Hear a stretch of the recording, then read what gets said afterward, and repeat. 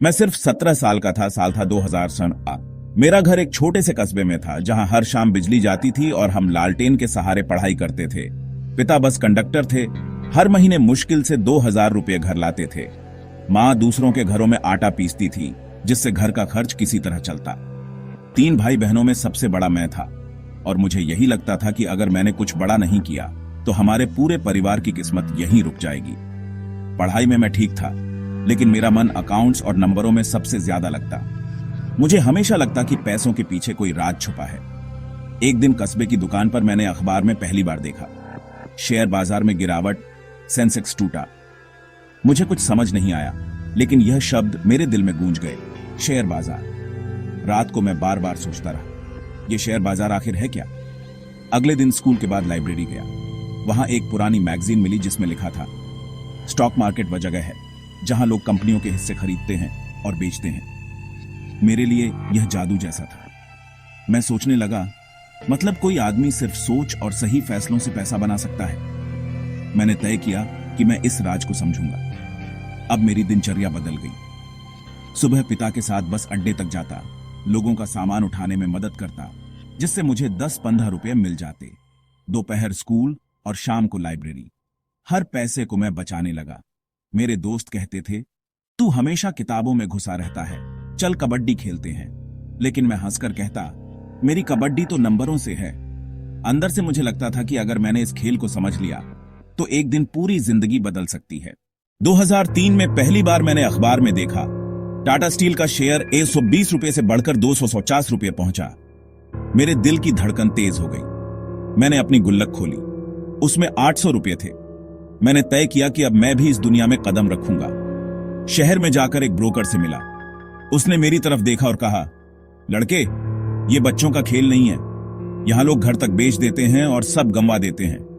मैं बोला, अगर हारना ही है तो कोशिश में हारूंगा। उसने हंसते हुए मेरा अकाउंट खोल दिया। पहली बार मैंने एक छोटा शेयर खरीदा, 5 शेयर, कुल 600 रुपये में। मैं रोज अखबार में उस कंपनी का नाम खोजता। जब 600 रुपये बढ़कर 720 हुए तो मुझे ऐसा लगा जैसे मैं करोड़पति हो गया हूं। मां को दिखाया तो उसने कहा, बेटा, ये तो बस बीज है, असली फसल तो तब है जब तू पूरे खेत का मालिक बने। लेकिन यह रास्ता आसान नहीं था। 2008 की मंदी आई। मैं तब तक कॉलेज में था और जो भी छोटी मोटी कमाई होती उसे मार्केट में लगाता। मेरे 20,000 रुपये कुछ ही हफ्तों में घटकर 6,000 रह गए। रात को नींद नहीं आती थी। पापा बोले, कहां था ना, ये जुआ है। मां ने मेरी तरफ देखा और बोली, अगर गिर गया है तो सीख भी ले ताकि दोबारा उठ सके। मैंने हार नहीं मानी। पूरी मंदी के दौरान मैंने किताबें पढ़ी, Warren Buffett, Benjamin Graham, Rakesh Jhunjhunwala.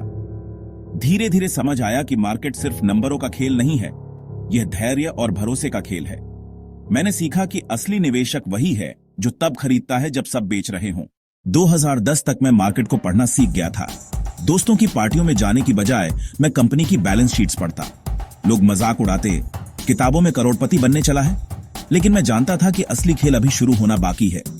2014 में पहली बार मेरी एक सही रिसर्च ने कमाल किया। मैंने एक छोटी आईटी कंपनी में निवेश किया। 3 साल में उसका शेयर 5 गुना हो गया।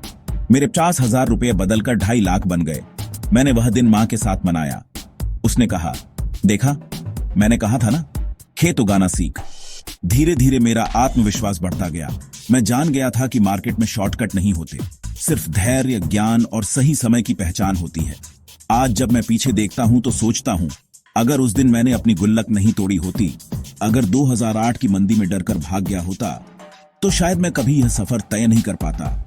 आज मेरी अपनी इन्वेस्टमेंट फर्म है। हजारों लोग मुझसे सलाह लेते हैं, करोड़ों का पोर्टफोलियो है। लेकिन मेरे लिए सबसे कीमती जीत वो नहीं है। असली जीत ये है कि मैंने अपनी गरीबी की जड़ों से निकलकर यह साबित किया कि सपने देखने वाला लड़का अगर हिम्मत और धैर्य रखे तो शेयर बाजार सिर्फ अमीरों का खेल नहीं, बल्कि हर आम इंसान का भविष्य बन सकता है। मैं आज भी याद करता हूं, उस दिन ब्रोकर ने कहा था, ये बच्चों का खेल नहीं है। और मैं मुस्कुराकर कहता हूं, हाँ, सही कहा था, यह बच्चों का खेल नहीं है, यह सपने देखने वालों का खेल है।